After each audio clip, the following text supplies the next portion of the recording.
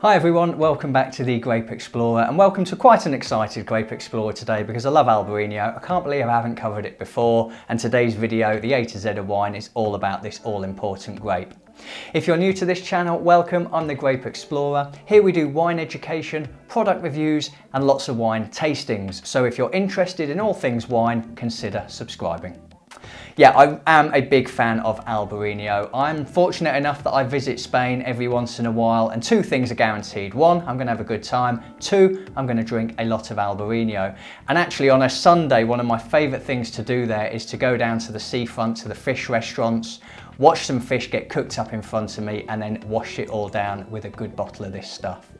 But before I get into this bottle, we're going to take a little look at some of the history about this grape, where it's grown, how it performs in the vineyard, the winery options, as well as some of those all-important aromas. But let's start off with looking back at the history of the Albariño grape. Well, there are a number of theories that exist regarding its origin. Some believe that it originated in Central Europe and came to Spain in the 5th century. Others say that it was introduced much later by the French monks. However, the firm belief today is that Albariño is actually native to the region. And when I say native to the region, I'm talking about Northwest Iberia, Spain and Portugal. The modern history of Albariño in Rías Baixas, where it's particularly popular, began in around 1980, and in 1988 it saw a change where it was recognised as an official denomination d'origine, and this was after Spain joined the European Union. And we're going to be talking about Spain quite a lot today for Albariño, and that's because much of the world's production of this grape is found in northwest Spain, in particularly along the Atlantic coastline there. It's also popularly found in Portugal, where it's known as Alvarinho, and it is common in the Vinho Verde region. You'll find it in the United States a little bit more and more these days. In California, Oregon and Washington State, they're growing Albariño there. And then there are smaller plantings which can be found in countries such as Uruguay and Chile. Let's talk about Albariño in the vineyard then. How does it behave? What are some of the hazards that it encounters during a growing season? Well, the grape itself is particularly thick-skinned. It's able to resist fungus, which is actually really beneficial. With the proximity to the Atlantic Sea, that can of course introduce damper climates, stronger weather patterns coming in off the sea. However, to counter the region's rainfall and humidity, most of the vines planted are actually trained on a wire trellis called a para, which is anchored by granite posts. Now the paras themselves are built up to 7 feet high, which allows for some airflow through the vineyard to provide maximum circulation, which supports that resistance of the fungus.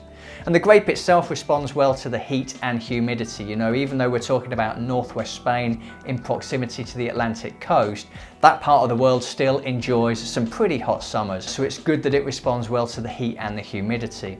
So that's how it performs in the vineyard. Once it's harvested and brought into the winery, what type of production methods can we expect? When it comes to the production of Albariño, the wines that we're looking at are predominantly bone dry and aromatic. They're going to be showing the natural acidity of the grape, and they're going to be medium bodied with moderate alcohol. Certain wines undergo extended contact with the lees, and a number of winemakers are now favouring fermenting their grapes with native yeasts found in the vineyard, as opposed to introducing cultured yeasts as part of the fermentation process. Although it's not common, certain winemakers are starting to use barrel aging to add complexity, flavours and structures.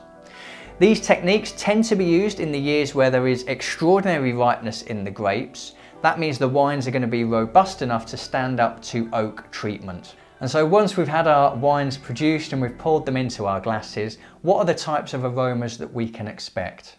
Well, we're looking at a number of different aromas that tend to be focused around the citrus and stone fruit aromas, although there are some unusual characteristics also that can be associated with Albariño.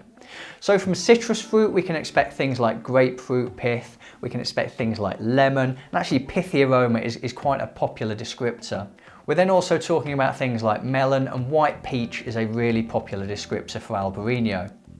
Now, some of the other aromas that I've picked out here are, some people do perceive a certain salinity on the grape, and that might be because of the proximity to the ocean. That seawater, that sea spray brings a certain salinity with it. But a lot of people will also describe a minerality with the wine as well. And so dependent upon winemakers' options is obviously going to depend upon the outcome. But these are certainly some of the most popular aromas that you can expect. So what have I got with me today? Well, I have gone to Rias Baixas in the northwest of Spain for my Albariño. This goes by the name of Pazo de Villarreal, and it is a really classic example of an Albariño from the northwest of Spain. I haven't opened this particular bottle yet. I wanted to do it on camera to show my excitement and enthusiasm for this grape, as it is something that I really enjoy. But I will go through a full tasting now to give you an idea about what I've got in the glass. So colour-wise, we're looking at a pale lemon. It's almost bordering on pale gold, but I'm going to go with pale lemon.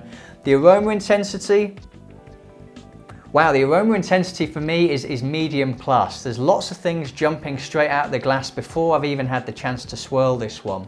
You know, it has got a lot of character going on in the glass from what I got there from a first sniff. Let's see what we get when we've given it a bit of a swirl, given it an opportunity to open up a little bit more.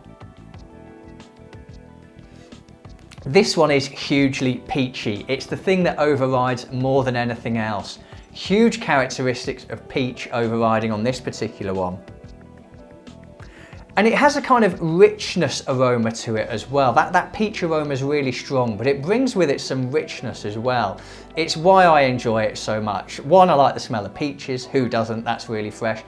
But it has got this richness. That's why I always associated it with eating it with food. I just think food, fish, Albariño, they go so well together. But it is that peachiness that comes through. There is some melon hints about this one as well.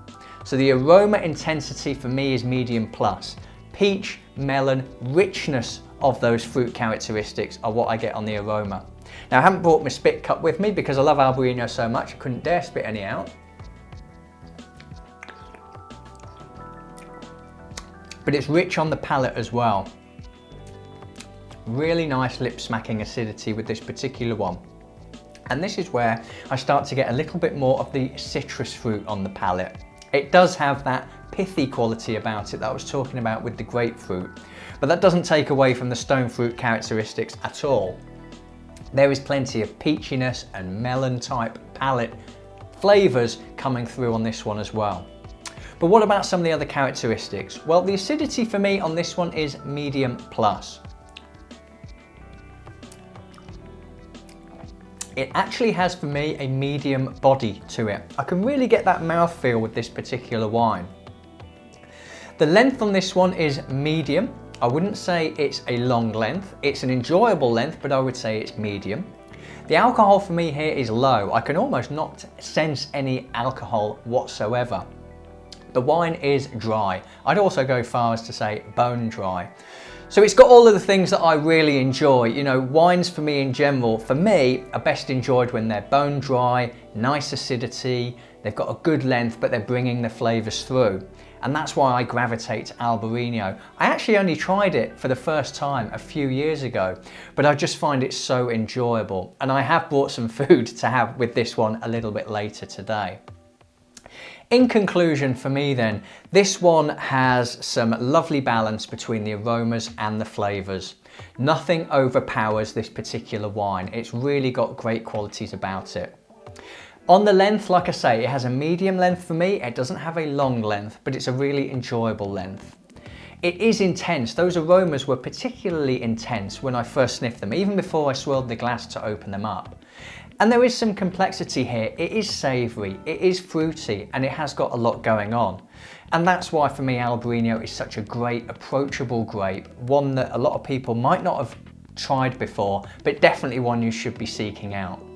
So there we go, that is a look at Albariño. I hope you found this enjoyable. I get to enjoy this later today, which of course I'm really excited about. But let me know your thoughts in the comments section below. Is Albariño something you seek out? Is it something you might seek out? And what other styles of wines would you like to see featured on the A to Z of Wine? Let me know as always in the comments section below. But for now, I'm the Grape Explorer. I look forward to seeing you again soon. Cheers.